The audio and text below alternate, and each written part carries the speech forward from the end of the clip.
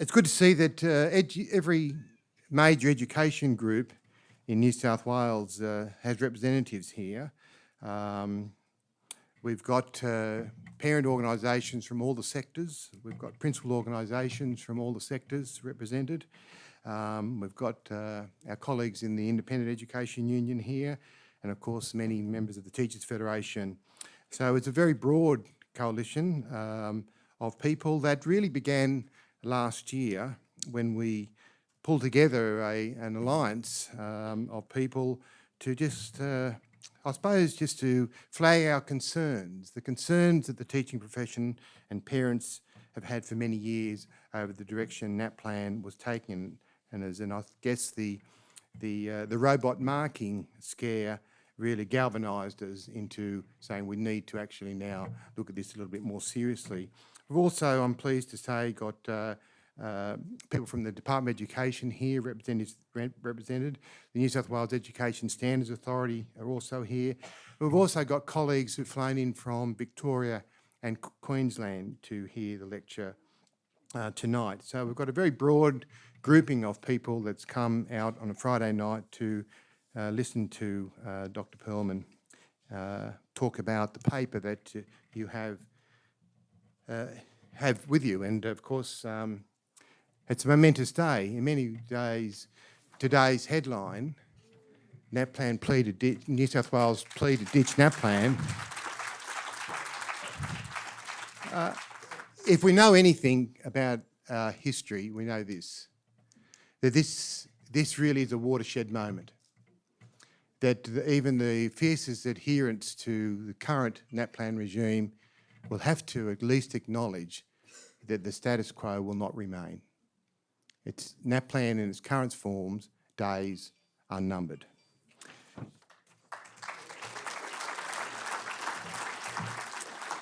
The broad groupings of people that are represented here tonight really represent a universal consensus across the education community that Naplan in its current form is destructive, it's crude, it encourages teaching to the test, it sits outside the curriculum and it narrows what's being taught. And it's time for an entirely new approach to such assessment, one that puts students and quality learning at the centre and one that is driven, managed by the teaching profession. That's, I guess, why we've come together tonight to listen to Dr. Perelman and to see what we can do to do better for the future and for our students. I want to introduce the chair tonight, a colleague that many of you will know, and the author of one of the papers that's kicked off this discussion. I think we've provided copies there with you, a green paper called Crossroads. Dennis Fitzgerald was the author of that. Dennis is a former president of the New South Wales Teachers Federation. He's an English history teacher. He currently represents the Teachers Federation on the New South Wales Education Standards Authority board and has a long and distinguished teaching career. Dennis will chair tonight, and I'm going to ask him now to introduce Dr. Perelman.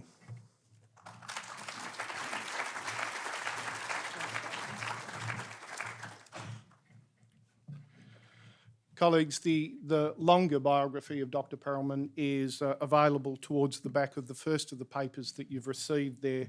That is the Perelman report itself. So I certainly won't reiterate that, as we have a capacity for reading and writing at similar phases, that I'll rely on your reading skills there. In the decade, it seemed longer since Naplan was introduced to Australian schools. After that decade, we thought, as the time loomed, that it was important to get someone that was detached from Australia, detached from the process and the background of Naplan in its infancy, and someone with expertise across literally the Anglophone world, someone expert in writing assessment in particular and the related issues. You will recall, and Maury's mentioned, that last year we also had a commission paper from Dr. Perelman when there was an attempt to introduce robot marking, and that was not a successful nor a wise idea at the time. And the empirical work that Dr. Perelman has done and has done for 30 years in this field is one of the reasons that we thought that he would be a very suitable person to invite to draft the report and to address you tonight. You do have a package there. It's the complete package in hard copy. We're that old-fashioned to have the report, to have the appendices to the report, and some other reading material there.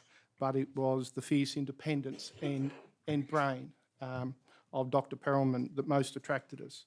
There are times at which he will agree with us and other times not quite, and that's the nature of the dialectic of professional discourse. There will be later released a video, and there are podcasts that have already been produced after Dr. Perelman leaves our shores. And there also will be some time at the end of this presentation, which will just have time to touch on elements or highlights, the greatest hits, if you like, of the report itself. There will be some time for questions, and I understand that the bar will also be open, and that's historically a useful place for professional discourse also. It will be open for a little time hereafter. It may be the most popular thing I say all evening. But here is Dr. Perelman. We are honoured to have commissioned Dr. Perelman, and we're honoured to listen to him tonight.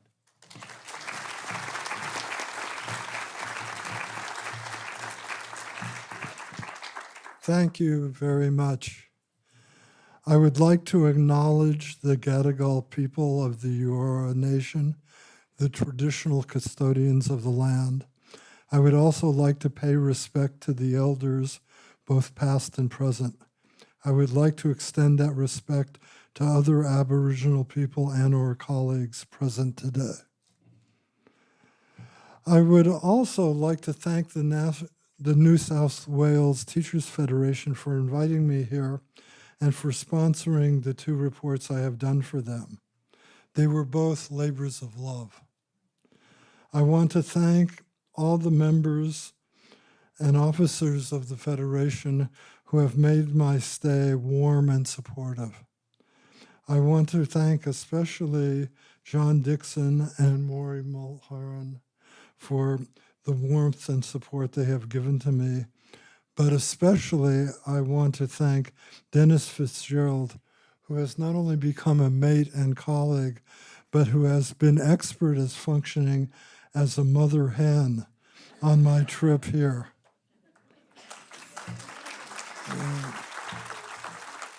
Okay. 50 years ago, as an undergraduate at the University of California, Berkeley, I attended a rally where the principal speaker was a relatively young Noam Chomsky, the founder of modern linguistics and one of the great philosophers of our age. He began his talk with the same statement he employed with a now famous essay in the New York Review of Books, The Responsibility of Intellectuals. It is the responsibility of intellectuals to speak the truth and expose lies. In my own modest intellectual endeavors, I have taken this pronouncement as my first principle and wish to speak the truth of them by making 3 clarifications before I continue. First, I do not claim, as some people have reported, to be a world-renowned education expert. I am an expert in writing assessment. Whose efforts in U.S. education, particularly in fighting automated essay scoring and in helping to revise the SAT essay, were very fruitful. But more than a researcher in writing assessment, my primary identity is in the profession I have been in my entire life. I am a teacher.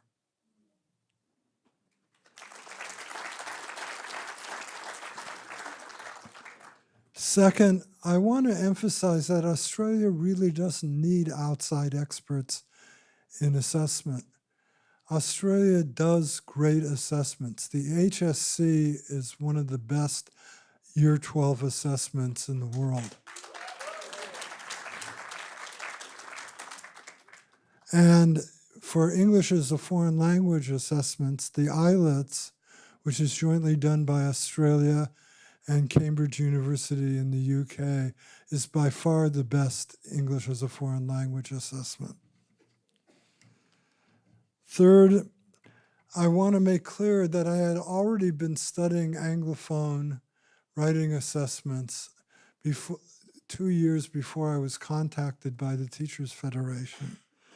I gave a talk at Dartmouth College in 2016 on a survey of Anglophone writing assessments that included one of the Year 12 assessments here in Australia and Naplan.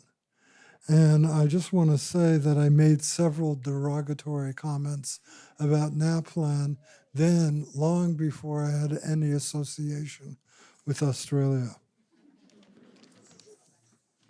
In the remainder of the paper, I'm going to briefly identify some fundamental differences between speech and writing to try to help construct an idea of the writing construct.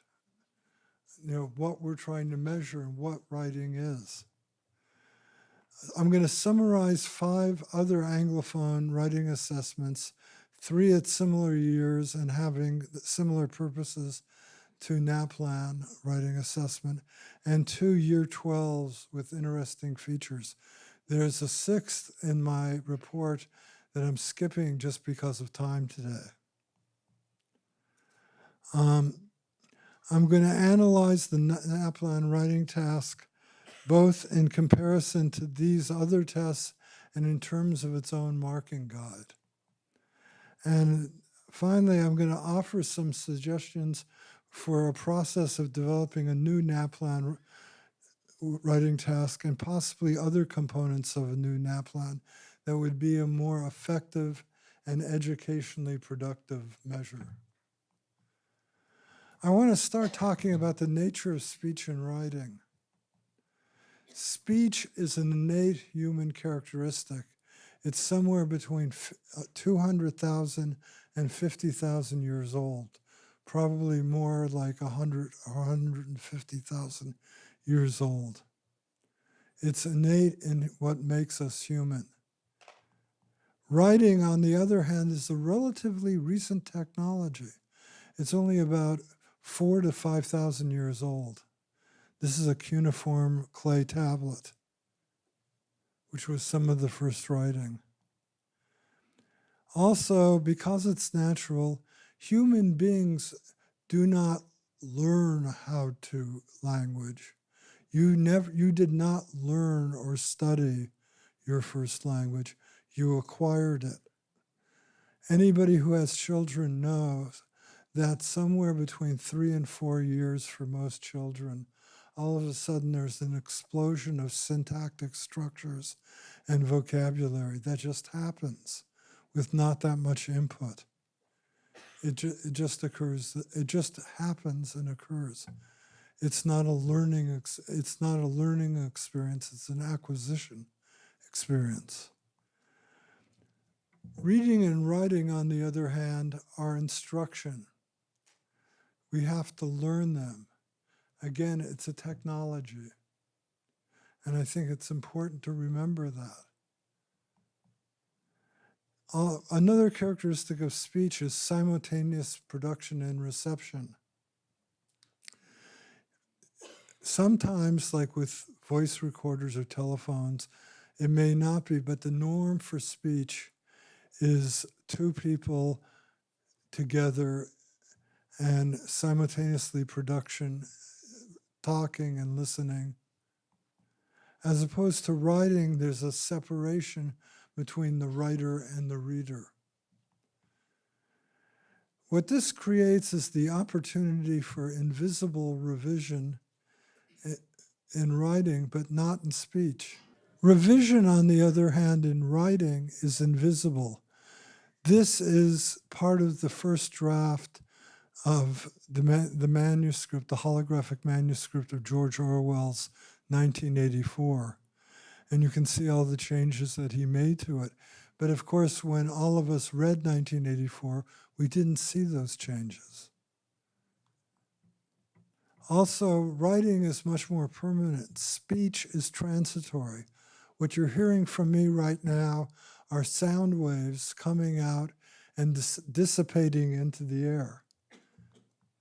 Writing, on the other hand, as we see this gentleman reading Aristotle, who was 2,500 years ago, is relatively permanent. There's also communication channels. Like right now, when you see me or this picture of Bishop Desmond Tutu, there's many channels. I can use hands, I can use hand gestures, I can use intonation, I can get closer to the mic, farther to the mic, I can look at different people. There's all sorts of channels of communications open to me. On writing, there's just a single channel, the print. And again, that defines what writing is. And one of the most important things or differences is the opportunity for the audience to respond to the communicator. In speech, yes. I wanted some Australian pictures. But again, in speech, there's immediate response. You can see quizzical looks. You can see people shaking their heads. You can see people nodding their heads. You can see them smiling. Before, right now in this talk, you laughed. I took that as a good sign. I take that as a good sign, too. On the other hand, in speaking, in writing, the reader is divorced from the communicator. How many times has somebody read something and wanted to scream at the author? Many times. And unfortunately, you can't do it. These differences between speech and writing help identify some principal characteristics of the writing construct. Writing employs a single communication channel. There is the expectation of more care and planning and revision, as well as adherence to conventions. Revision, though, is invisible to the reader. The reader usually never sees any of that revision. The writer must construct the audience and anticipate possible reactions to elements in the text, which is one of the most difficult things. And in teaching writing, I always try to teach people that they have to think of writing as a conversation where one of the participants is not there. And you have to posit who that participant is, what their reactions are going to be, what they know, what they don't know, what their questions and objections are going to be. So audience becomes a very important part of writing.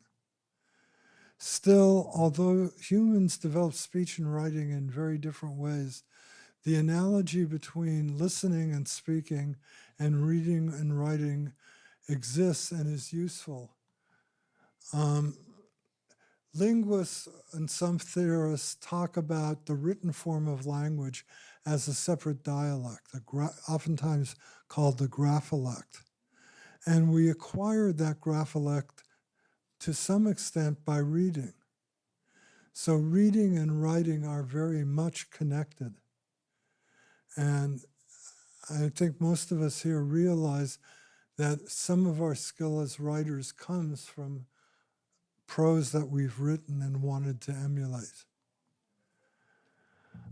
Conveying meaning is an essential function of writing. This memorandum here that I have in front of you comes from the 1970s, and it is called the 3 Mile Island Memorandum. It was in 3 Mile Island Nuclear Power Plant in Pennsylvania, where there was a procedure that caused the nuclear core of the power plant to become uncovered and almost caused a nuclear meltdown and the United States to lose central Pennsylvania, including Hershey, Pennsylvania. It turns out that 6 months before the disaster, there was a memorandum written to the operator of the plant stating that this was a problem and this procedure could result in a meltdown. But as a piece of communicative act, as a warning, it was ineffective. And to give you a closer look at it, this is the heading of the 3 Mile Island Memorandum. And if you notice, it just says operator interruption of the high pressure injection, HPI. It doesn't say anything of, watch out, we may lose central Pennsylvania. Or, nuclear explosion imminent. And if you keep going through the memorandum, again, there's nothing there that talks about it. It talks about, basically, they recommend leaving the HPI pumps on, et cetera, et cetera. And then it's not until the middle sentence of the last paragraph that we get, yet the references suggest the possibility of uncovering the core if present HPI policy is continued. Is uncovering the core a good thing? No. The person who received this memo testified before Congress. He was asked, did he receive it? He said, yes. They asked him, did he read it? He said, yes, he skimmed it, but he thought it was just like all the other kinds of technical reports that came through his desk and did not read it very carefully. This piece of writing did not perform its essential function. Its essential function was a warning. And because that warning was not made effective, the meaning was not communicated, and we almost had the children of Pennsylvania being able to use their candy bars as nightlights.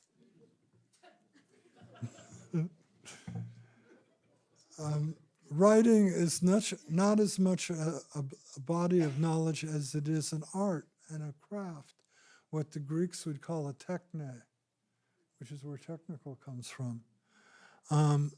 Think of it as like playing a musical instrument. And what's important about that is it's human, homo faber, human the maker, as opposed to homo sapien, human the knower. And skills develop in spurts rather than linearly, which again makes it much harder to assess and much more difficult because I'm sure there are many people here who play musical instruments or do sports and realize that their ability goes from level to level, and they may be at a plateau for a long time and then all of a sudden go up. And that's what often occurs in writing. I want to talk about some Anglophone tests just to give a point of reference before I talk about Naplan. I selected 6 other Anglophone writing assessments. I'm going to be talking about 5 of them today. I wanted information publicly available on the web, representative of some of the various Anglophone educational systems. I wanted to make it cosmopolitan. And the 3 K-12 assessments selected performed one or more of the following functions as an indication of school performance, as a snapshot of national student achievement, or as formative feedback to the students and parents. And I think, which are, again, are the 3 purposes of the Naplan. And one of the things I'll argue is that no assessment can do all 3 things. I also discussed 3 Year 12 leaving assessments that possessed one or more of those features of interest. I'm going to talk about 2 of those today. I want to start with the National Assessment of Educational Progress in the United States, which is often called the nation's report card. It's often referred to as NAEP. It uses population samples. It's two 30-minute tests, which means that it doesn't test revision and it doesn't test planning very much. But because it uses two different tests in two different genres, it gives it more reliability than a single test in a single genre. They rotate among three genres, which are essentially persuasive, informative, and narrative writing. One of the things that's interesting is that in lower years, they tend to favor narrative writing in the mix. In upper years, they tend to favor informative and persuasive writing in the mix. They don't do what the Naplan does and has, which I'll be talking about, which is one size fits all. There's also different prompts for different years and different scoring rubrics for each year. It was developed by teachers and educational experts, along with Department of Education personnel and politicians. It had a lot of input from a diverse, inclusive group. Students, as we'll see, it's now going online, and as we'll see with all these tests, students can use dictionaries. And audience and task are very specifically defined. The kinds of assessments that are given give setting and purpose, such as you are writing a letter to the school. The school has decided that outside service is going to be mandatory. You are going to write a letter to the school principal on this issue. Okay, there's an audience, there's a topic, a situation. Again, the speaker is a student, or the writer is a student. He or she is writing to a superior. It's all very clearly done. Smarter Balance in the same way. Smarter Balance was one of the two state consortia that were founded under the Common Core standards. It still has 20 US states members or affiliates, and it uses 3 traits for its composite score. And those 3 traits are organization, purpose, evidence, and elaboration, and conventions, which I think is very important, is only half the weight of the other traits. While the NAEP exam had 1 single holistic score, this has 3 trait scores with a convention score to give a composite. But again, conventions is only really counting for 20% of the final score, which is, if you look about the average for Anglophone assessments. What's interesting about this test is that it's 120 minutes, 2 hours, which means students have time to plan, to revise, to think what they're going to write. In the old 25-minute SAT essay, which I fought, a colleague's son apologized to his father of saying, I took 8 minutes to think what I was going to write and bombed the test. And obviously that's ridiculous. The audience, again, is clearly defined.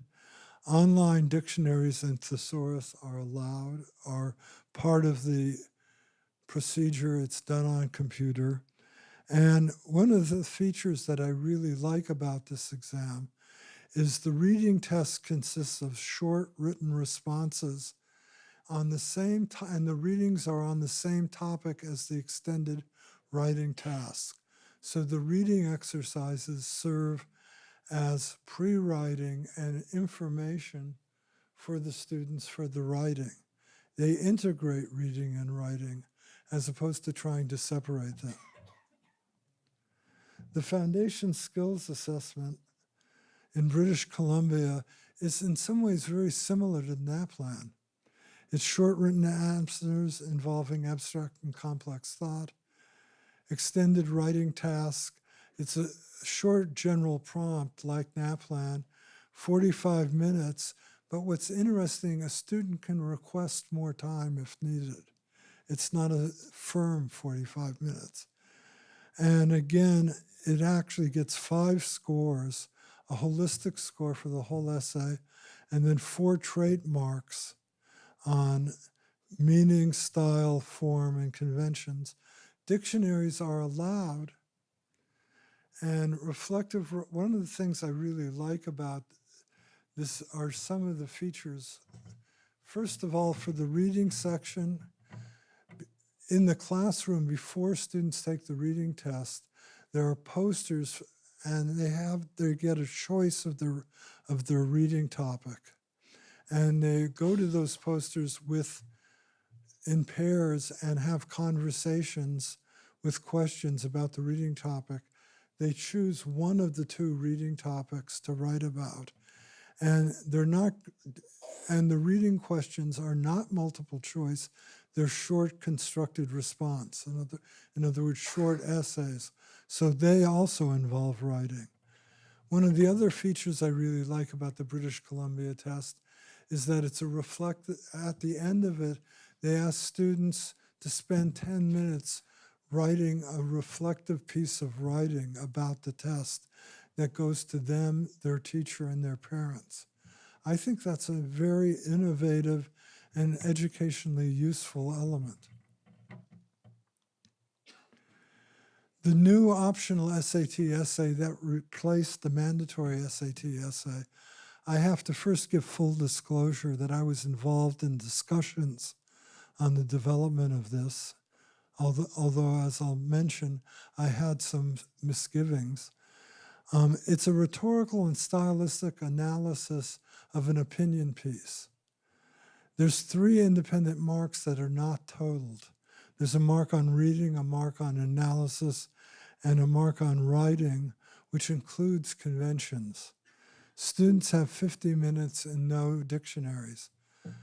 When this was first proposed, I had conversations with David Coleman, the president of the College Board, who really was behind the creation of this. And I had misgivings because of the short amount of time. His response was that in the United States, what is on the SAT becomes what is taught. And in a democracy, what is more important than teaching the ability to analyze the rhetorical, logical, and stylistic means of persuasion? I think his words were very prophetic. I also find the last test I'm going to talk about is an Australian test, the Australian Capital Territory Staling Test. It's open-ended prompt, 600-word maximum, significant reading, a holistic scale, and it's a test that's oftentimes called the questionless question. Students get 4 pages of short readings, cartoons, charts, all sorts of input. And then the prompt is to respond to it, to write a well-organized essay responding to it. In a lot of ways, this is what happens in university when students write papers. They have to make meaning out of the input. And it's a very interesting idea. There are actually 4 markers for each essay, and dictionaries are allowed. The common features that I want to emphasize, because I think it's very important in formulating any kind of recreation or reformulation of the Naplan, is significant connection between writing and reading. Significant time is given. Audience definition, that the audience is very well defined. Oftentimes the purpose is very well defined. Dictionaries are available. Prompts and scoring rubrics are matched to years.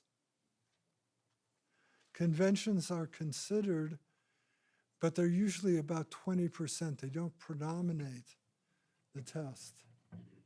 And conveying meaning is considered the essential function of the assessment, as we saw in something like the 3 Mile Island memo, which had correct spelling and grammar, but that, we almost lost Pennsylvania anyway. You're going to get this slide several times in my talk. The essential process that all of these tests went through was transparency, where all the documents and decisions, or all the decisions made in the design and coverage of the assessment were made public and publicly available documents. In NAEP, in the British Columbia test, in the Smarter Balance, there's a huge amount of various design reports, various kinds of documents that are there. Same thing with the SAT, to make it very clear why they're doing what they're doing, and make it's absolute transparency. It's also with almost all of these tests, there's an inclusion. These tests are not designed in a black box, but they're designed by a group of people that usually include teachers, administrators, politicians, educators, university faculty, and sometimes other groups. Parents sometimes are involved. The idea is to have all of the stakeholders in the room.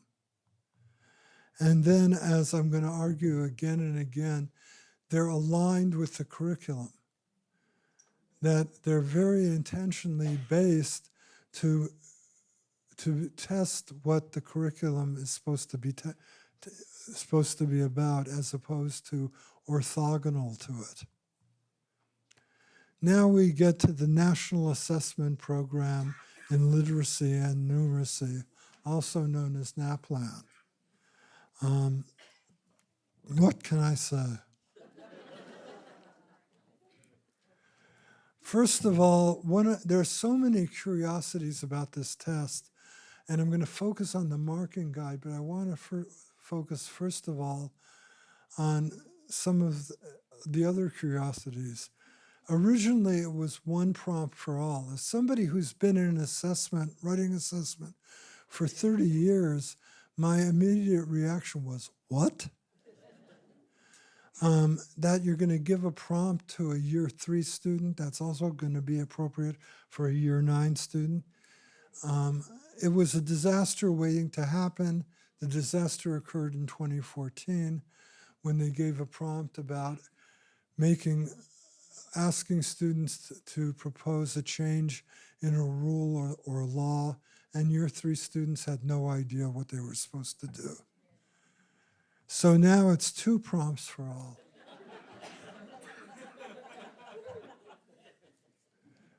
But why don't they have 1 prompt for each year like most of these other tests have? It's more expensive. It costs, you have to train readers or markers for each exam, for each prompt, but it's a much more valid form of assessment. The only thing that 1 prompt for all does is it makes it cheaper. What they still do, again, which is cheaper, but I can't figure out any educational or pedagogical basis for it, is 1 rubric for all years. What this means is, in all intents and purposes, year 3 students are not really getting a very large band to be marked on, because many of the 10 criteria say that it has to be upper half in that specific category. It has to be sustained writing, and sustained writing is at least 1 page of writing. Many year 3 students are not going to be able to write 1 page of writing. So that means instead of a 1 to 6 or 1 to 5 scale, or 0 to 6 or 0 to 5 scale, you probably have a 0 to 2 scale. So you're not giving those students very much information. And it makes no sense.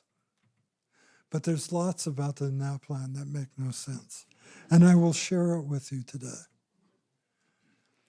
The thing that makes the least sense is the marking guide. Again, there's no transparency in the Naplan design. I've asked people, why did they do this? Or why did you do this? And as far as I can get, the only answer I've gotten is, well, it correlates with other measures. But are you measuring the right thing? And people don't seem to care. I think one of the most telling things is the relative weight of categories. I've put the 10 categories here: audience, text structure, ideas, persuasive devices, vocabulary, cohesion, paragraphing, sentence structure, which is essentially grammar, punctuation, and spelling. Why the weighting is done the way it is, where ideas is only 5 marks, but spelling and sentence structure are 6 marks. Why? I can't figure it out. It just doesn't, it makes no sense in the world. And if you look at this, and I separated it into ones that are clearly have to do with meaning, some that are sort of in between vocabulary and cohesion, and then paragraphing, sentence structure, punctuation, and spelling, which are basically just conventions.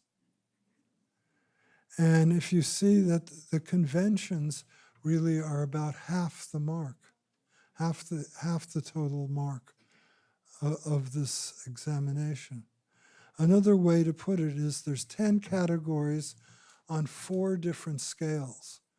Okay, I've been doing writing assessment for 30 years. Okay, in general, when one does writing assessment, one wants to have markers mark on a single scale or at multiples of a single scale. The idea is to get them to think on that scale, that continuum. This, on the other hand, has 4 scales, which go from 1, 0 to 3 scale, 3, 0 to 4 scales, 3, 0 to 5 scales, and 3, 0 to 6 scales. And the markers are supposed to be marking the categories in that. And when you then think about the time allotted, I did some back of envelope approximations of how much time they have.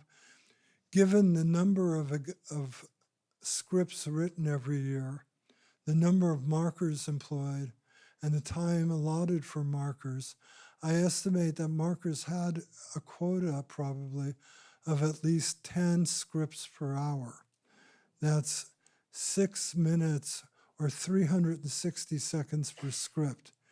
If we allot 90 seconds, a minute and a half for each marker to read the script, that leaves 270 seconds to make 10 decisions, or 27 seconds per decision.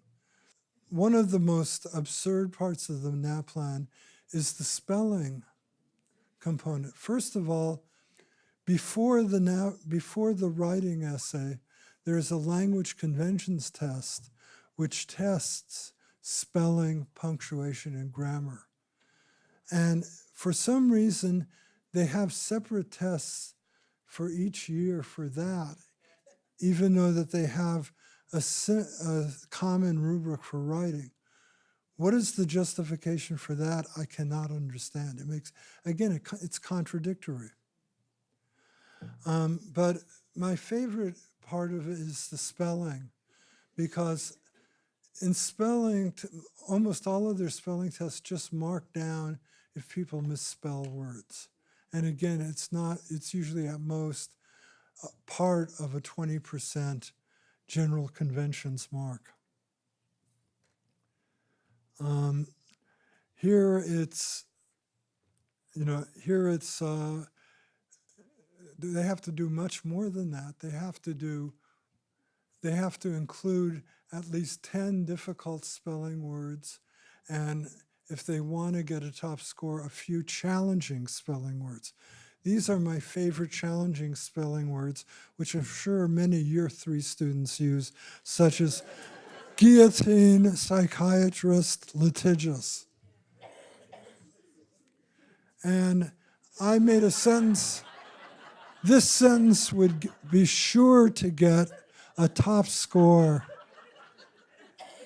The effervescent, blasé, and euphoric psychiatrist recitated the camouflage and fluorescent guillotine to annihilate the belligerent and litigious mathematician whose accelerating adrenaline ricocheted the biodegradable hemoglobin.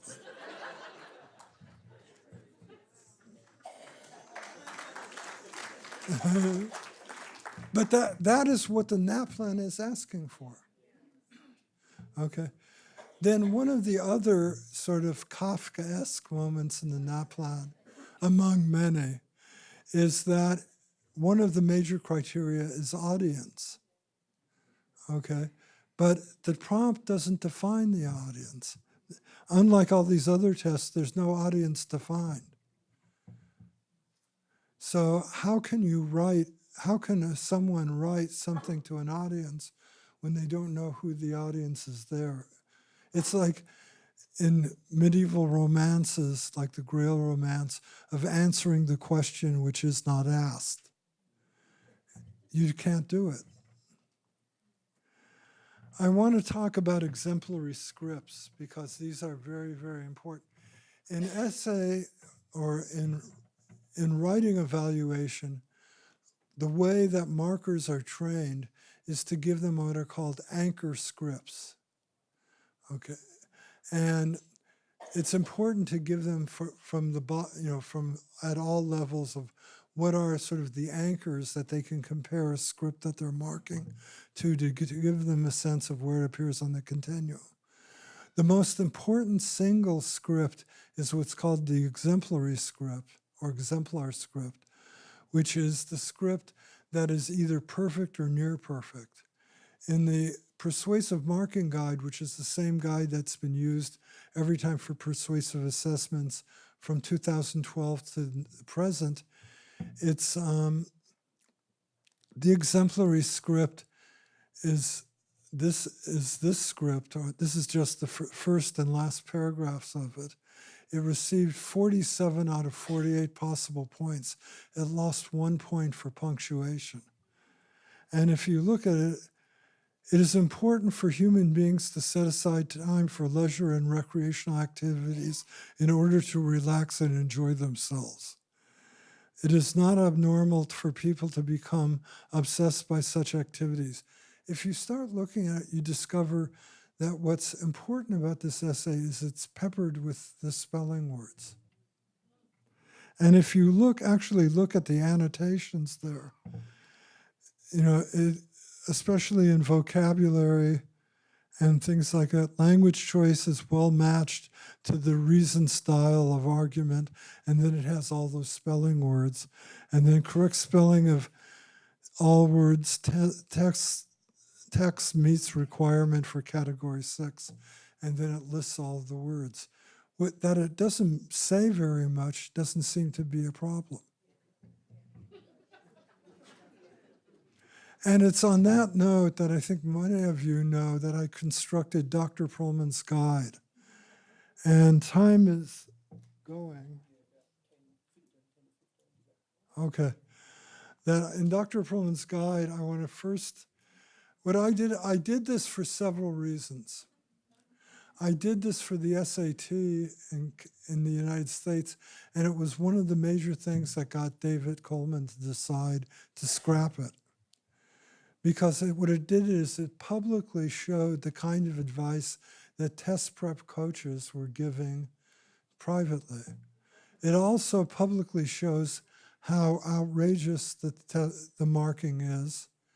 And I hope this year with Naplan, it's going to make the marking of this year's Naplan much more difficult. Because I'm a subversive. Okay. And the first thing is, of course, to memorize the attached list of difficult and challenging spelling words and sprinkle as many of them through the text as possible. Repeat them and don't care very much about meaning. If you looked at the exemplary text, for example, they had teenager/adolescent. That's because teenager is not a spelling word, but adolescent is. If you are not sure about how to spell a word, don't use it. Repeat the language and ideas in the writing task throughout the paper. Again, that seems to work on all the high-scoring papers. Begin at least one sentence with the structure, although X, Y, for example, although these instructions are stupid, they will produce a high mark on Naplan. I'm not going to go through, but master the 5-paragraph essay form, because Naplan wants the 5-paragraph essay form. I should mention that at MIT, where I taught for 27 years, and where friends of mine at other major universities, at American universities in first-year writing classes, which you don't have, one of our major tasks is to deprogram students from the 5-paragraph essay. Increase your score on audience and persuasive devices by addressing the reader by using you and questions. For example, so you think you wouldn't mind writing a stupid essay? And use connectives, what I call Velcro words like moreover, however, in addition, on the other hand, at the beginning of sentences, whether or not you need them. Begin sentences with phrases like, in my opinion, I believe that, I think that. The marking guide says that this is strong writing. I was always taught that if you wrote a declarative sentence, it implied that you believed it. It implied that it was your opinion. Repeat words and phrases throughout the paper. Repetition seems to be something that Naplan likes. Employ the passive voice frequently throughout the paper. Use referential programs such as this without a reference noun following it, because it seems that Naplan's marking guide seems to think that this creates cohesion rather than confusion, which it usually does.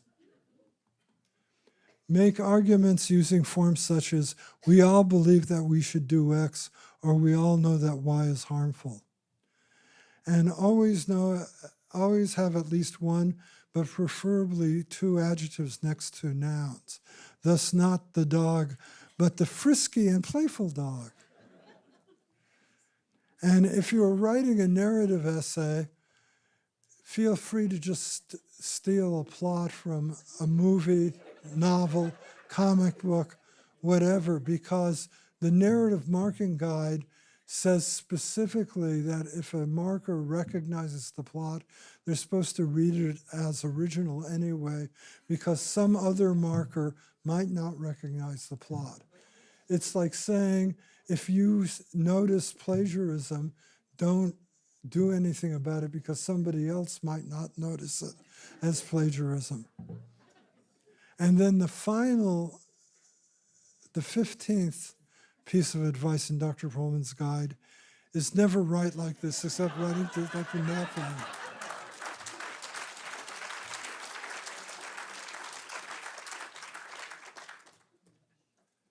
So towards the new Naplan is this idea that we were talking about of transparency, inclusion, and alignment. Transparency is really important. And part of transparency is developing.